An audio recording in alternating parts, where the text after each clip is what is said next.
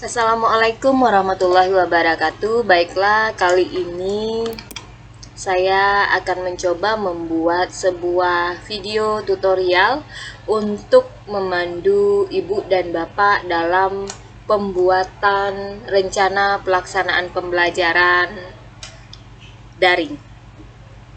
Baik, sesuai dengan Permendikbud nomor 14 tahun 2020 yang menyatakan bahwa ada 4 komponen yang wajib dalam sebuah RPP, maka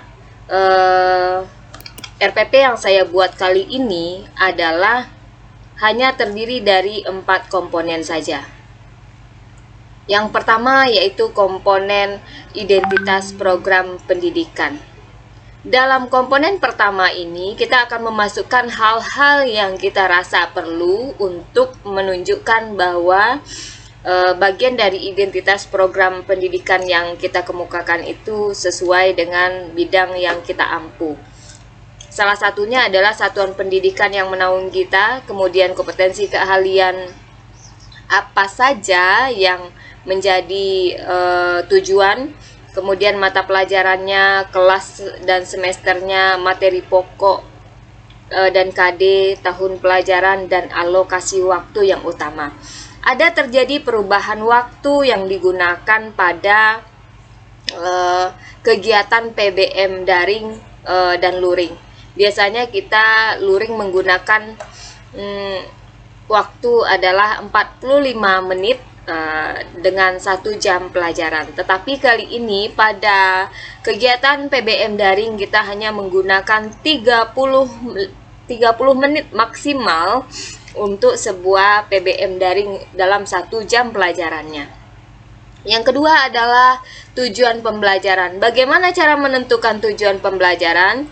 Dalam tujuan pembelajaran, yang pertama yang akan ada isiannya tentang tujuan pembelajaran adalah model pembelajaran yang kita gunakan dalam PBM daring. Saya memilih salah satunya di sini adalah inquiry. Maksudnya adalah siswa diharapkan menemukan sesuatu hal di dalam materi yang kita berikan sesuai dengan kemampuan mereka masing-masing.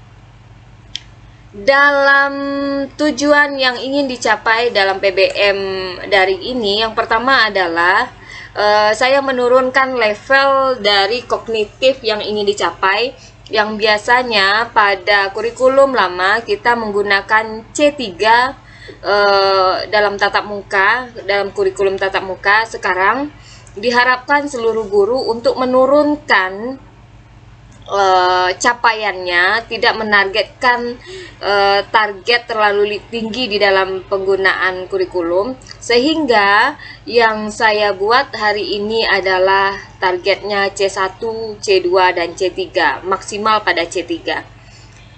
Yang pertama adalah menyebutkan pengertian surat lamaran kerja. Kita tahu bahwa bagian dari kognitif ini adalah level mengingat. Nah, sehingga ini sangat mudah rasa-rasanya ketika kita kasih modul kepada siswa, otomatis siswa akan bisa menyebutkan pengertian dari surat lamaran kerja. Yang kedua adalah mengidentifikasi unsur-unsur kebahasaan surat lamaran kerja. Ini adalah tingkat kognitif level 2 yang melakukan identifikasi atas kebahasaan apa saja pada surat lamaran yang akan kita gunakan nanti. Yang ketiga adalah membedakan kebahasaan 2 buah surat lamaran kerja. Ini targetnya adalah karena ada 2 versi surat lamaran yang akan kita jelaskan kepada siswa. Yang pertama, versi dalam bentuk surat lamaran kerja yang akan ditulis berdasarkan informasi dari mass media atau media massa atau iklan dan sebagainya. Kemudian 1 surat lamaran kerja berdasarkan inisiatif pribadi si pelamar sendiri. Dan berikutnya adalah kegiatan keterampilan atau praktek kita bertujuan agar siswa bisa menyusun bagian surat lamaran kerja sesuai dengan struktur dan sistematika penulisan surat lamaran kerja. Ini adalah targetnya keterampilan level 2. Dan terakhir nanti siswa diharapkan bisa menyusun surat lamaran kerja dengan memperhatikan kebahasaannya. sedikit kita longgarkan target dari biasanya yang sampai dengan P5, sekarang kita jadikan hanya sampai pada P3 pada level 3 kegiatan keterampilannya. Adapun pada bagian ketiga adalah tentang kegiatan pembelajaran. Ini mungkin ada revisi sedikit. Kalau biasanya kita menyiapkan siswa di kelas, kali ini kita hanya mungkin guru mengecek kesiapan belajar siswa dengan sebuah WAG yang dipandu guru untuk memasuki e-learning. Kita di SMK 2 menggunakan e-learning sehingga guru meminta siswa untuk berdoa dari tempat masing-masing saja, karena saat memulai pembelajaran daring tidak ada tatap muka, berarti yang guru harus lakukan adalah memberikan motivasi secara kontekstual sesuai dengan keadaan kita masing-masing pada kehidupan nyata seperti apa. Lalu kegiatan lanjutannya adalah guru mengajukan pertanyaan mengaitkan pengetahuan sebelumnya dengan materi yang akan dipelajari, kemudian menjelaskan tujuan pembelajaran dan cakupan materi serta uraian kegiatan pembelajaran dalam grup pembelajaran siswa. Mungkin salah satunya bisa kita gunakan WAG atau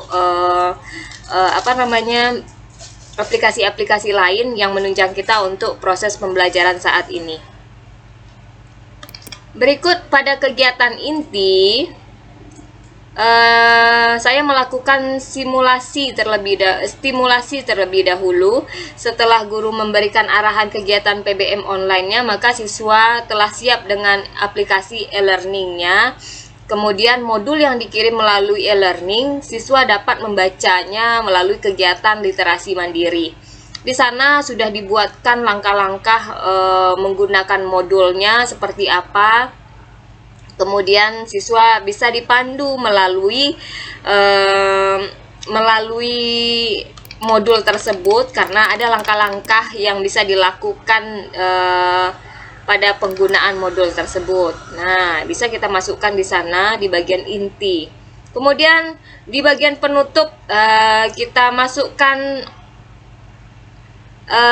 kegiatan guru memberikan umpan balik terhadap proses dan hasil pembelajaran, menjelaskan tindak lanjut serta menginformasikan rencana kegiatan pembelajaran untuk pertemuan berikutnya. Dan bukan hanya itu saja, kita dapat memberikan kesimpulan tentang kegiatan kita pada hari itu, tetap di kegiatan daring. Yang terakhir, bagian dari RPP daring adalah penilaian, atau istilah lain yang sudah kita kenal dengan kata asesmen. Nah, asesmen ini karena tetap menilai ranah-ranah pengetahuan, ranah sikap, dan ranah keterampilan, kita sudah siap dengan berbagai teknik dan berbagai bentuk serta batasan standar ketuntasan minimalnya sudah kita siapkan, dan juga kita siapkan alat evaluasinya. Pada kegiatan penilaian atau asesmen sikap, mungkin kalau tidak bisa dengan observasi, kita sudah siap dengan bentuk format yang bisa dijawab siswa dalam bentuk jurnal, sehingga nanti centang-centangnya tersebut bisa jadi panduan kita siswa dalam keadaan seperti apa. Kemudian pengetahuan, mungkin dengan pilihan ganda dan esai, kombinasi ini bisa kita jadikan alat evaluasi. Dan terakhir mungkin penugasan, seperti penugasan proyek untuk membuat sebuah surat lamaran kerja. Dan di bagian akhir adalah identitas penulis dari RPP. Baik, itulah langkah-langkah yang dilakukan dalam penulisan RPP daring. Terima kasih atas perhatiannya, semoga bermanfaat bagi kita semua. Assalamualaikum warahmatullahi wabarakatuh.